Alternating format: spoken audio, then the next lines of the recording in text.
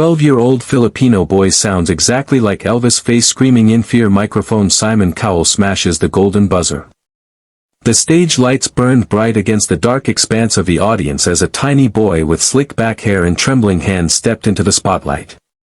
His name was Liam Cruz, just 12 years old, from a small fishing village in the Philippines. The microphone looked enormous in his hands. The crowd murmured, half curious, half doubtful. Simon Cowell raised an eyebrow, as if silently asking, "What's this kid going to do?" Backstage, Liam's mother clasped a worn photo of her late husband, his father, who had adored Elvis Presley. Before he died, he used to play old Elvis records every night, swaying his little boy to the rhythm of "Can't Help Falling in Love." Liam remembered how his father would smile and say, "Son, one day, the world will hear your voice." But when his father passed away from a sudden illness, the music in their small home stopped. For months, Liam didn't sing. Until one night, when his mother caught him whispering Elvis songs into the wind, eyes closed, tears streaming down his cheeks. Now, standing on the world's biggest stage, America's Got Talent, Liam felt the same nervous flutter he'd felt at his father's funeral. The crowd was huge, the judges larger than life. He adjusted the microphone, took a deep breath, and said softly, "This one's for my dad."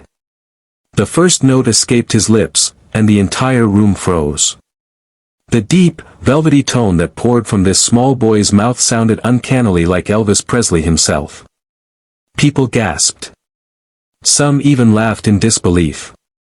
But as Liam sang, "Can't Help Falling in Love," his voice carried a soul far older than 12 years. It was rich, heartfelt, trembling with emotion. Halfway through the song, Simon Cowell's usual smirk disappeared. His eyes softened. Sofia Vergara whispered, "Oh my God, he sounds exactly like Elvis." By the final verse, the entire crowd was standing. Hands over their hearts, eyes glistening. When Liam finished, there was a beat of silence before thunderous applause exploded across the arena. Simon leaned forward, his voice low but filled with awe. "Young man," he said, "I've been doing this for a long time, and I've never seen anything like you." But instead of smiling, Liam looked down. I just wanted my dad to hear me," he whispered. That sentence broke the entire room. Even Simon blinked hard, trying to hold back tears. The boy's trembling words cut deeper than any performance could. Suddenly, Simon stood up, glanced at the golden buzzer, and without hesitation, slammed his palm down. Gold confetti burst into the air. Liam gasped, covering his mouth in disbelief. His mother rushed out from backstage, tears streaming down her face as she hugged him tight.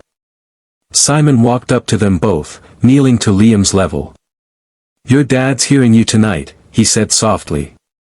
"And I promise, he's proud." The clip went viral overnight. Within hours, Liam's performance was seen by millions around the world. People shared it with captions like, "This boy brought Elvis back to life," and "A voice from heaven." But what touched hearts the most wasn't just his voice, it was his story. In interviews that followed, Liam revealed he had been saving coins for over a year just to buy a used guitar. "Sometimes we didn't have enough for food," he said, "but Mama said dreams are food for the soul." The producers of the show were so moved that they started a fund for his education. Donations poured in from around the world, Americans, Australians, Europeans, strangers united by kindness.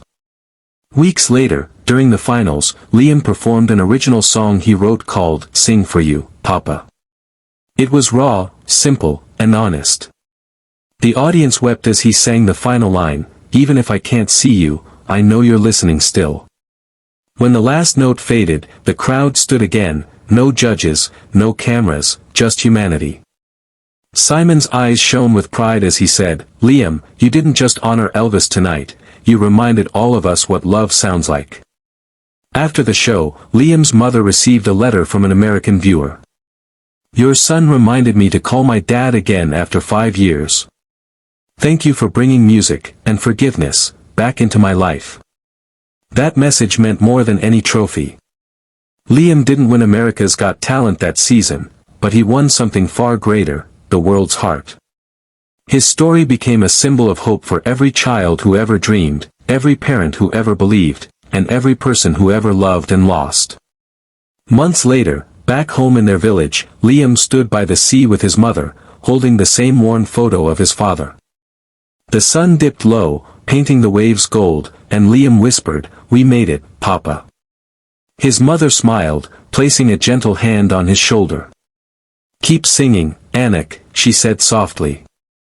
"Your voice carries love. And love never dies." As the wind carried his father's favorite melody across the shore, Liam began to hum. It wasn't just a song anymore, it was a promise. A promise that no dream, no love, and no voice that comes from the heart is ever truly gone.